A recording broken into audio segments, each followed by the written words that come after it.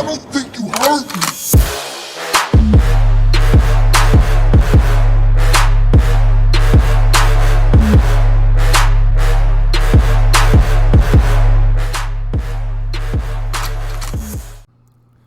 Yo, what's going on you guys? Matrox Gaming here, and welcome to a series where we are going to be dissecting literally any character from any franchise, which means any anime, any cartoon, whatever TV show, movie, video game. Hell, we might even go on ahead and do it with any particular scene from any of the ones that I just mentioned.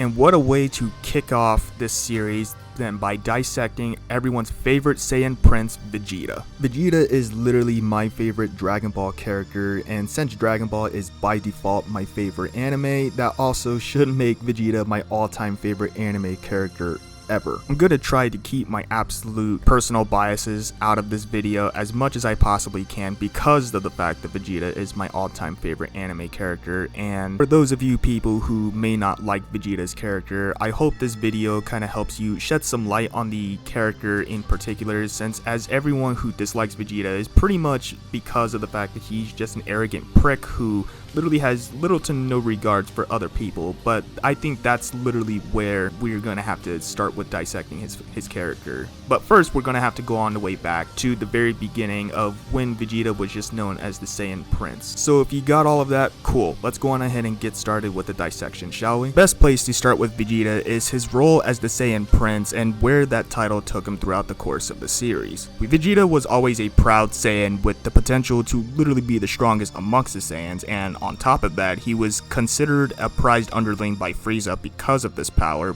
But Vegeta wanted more than that. He wanted to rule the universe for himself, which ended up leading him to his confrontation with Goku. Now, we can tell Vegeta was always proud of what he was already capable of, but wanting to overthrow Frieza turned him into a power-hungry sociopath who was willing to do whatever it took to become stronger than his former master, not even understanding exactly what Frieza's full capabilities were. On top of that, his death at the hands of Frieza also caused him to swallow his pride and become even more angry that Goku had become a Super Saiyan faster than he ever could. Mind you, being a Super Saiyan was his plan to be stronger than Frieza, and it was his lifelong ambition, as he believed it was not only the power to finally defeat Frieza that he needed, but also he believed it was his birthright to be the first Super Saiyan in 1,000 years. The Super Saiyan legend was something he literally became obsessed with, so much so that he was literally willing to have so much harm done to him just so that he could become closer and closer to being one. As Dragon Ball fans would know, any injury that a Saiyan comes back from ends up increasing their power, which is why Vegeta is a prime example of what a true Saiyan is. He loves battle and refuses to surrender under any circumstance, even if it meant he would die, because he of all Saiyans has a good idea of what a true Saiyan is capable of. His point of view on things constantly changes, however, as he went from wanting to rule the universe to wanting to beat Goku to fighting alongside his sworn rival for the protection of the universe. And speaking of Goku, his hatred and rivalry with Goku was so intense,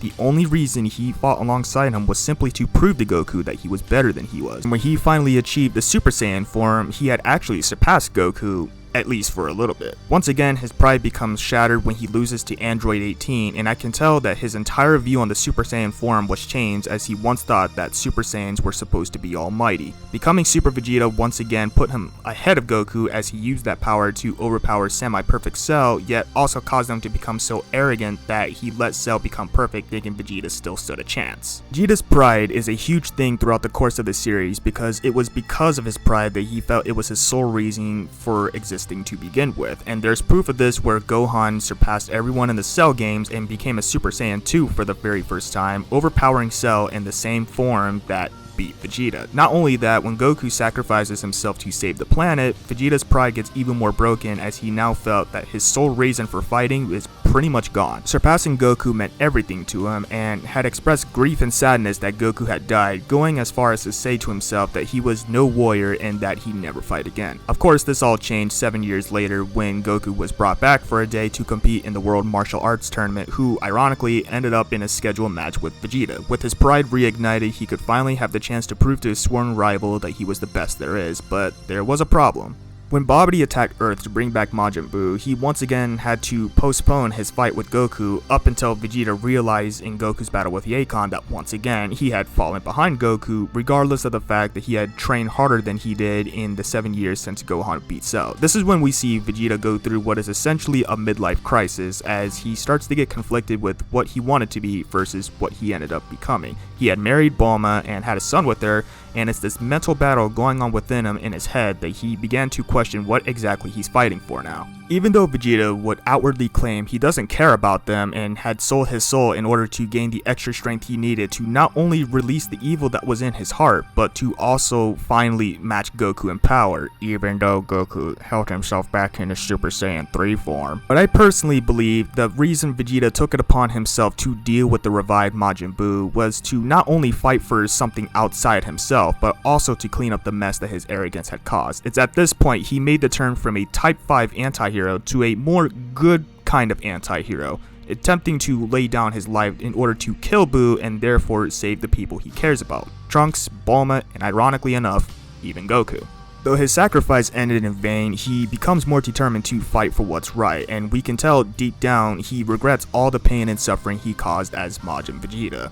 Proof of this is in the Tournament of Power when he battled against God Toppo. Toppo, a character who sold away all that he held value to him for an increase in power. Sounds familiar? I don't think Vegeta defeating Toppo meant just saving his universe. I also think that it meant defeating the last of his personal demons, and in this case it was him doing the exact same thing Toppo did when he became Majin Vegeta. Even further proof of this is that he used the same attack that he used to try to kill Buu, and to top that off, when he failed to kill Buu with the final explosion, he succeeded in beating Toppo with it, and even more, he survived this time when previously he perished. I also think at the same time Vegeta saw a little bit of himself in Jiren as well, as likewise with Vegeta, Jiren was a character who had a goal in mind that involved his own power and his alone. He was a character who was willing to discard anything necessary to ensure victory at all costs, which could also explain why Vegeta wanted to take it upon himself to defeat Jiren and save his universe from annihilation. Jiren himself is an interesting character who also deserves a dissection, so if you want to see that, just like this video and leave a comment down below. Vegeta really is an interesting character with one of the best character development arcs in all of history. A man who went from wanting to rule the universe to himself, to wanting to beat Goku, to wanting to save the universe alongside him to protect everything and everyone he cares about. All hail the Saiyan Prince Vegeta. But anyway, I think that's where I'm gonna stop the video. Hopefully you guys enjoyed, and if you did, be sure to leave a like on this video and leave a comment down below. If you guys want to see the character dissection video or literally any other character that you guys want to see me dissect from any anime or game or movie or whatever, be sure to just go on ahead and leave a comment down below. That's pretty much it today, guys. Matrox Gaming out. Peace.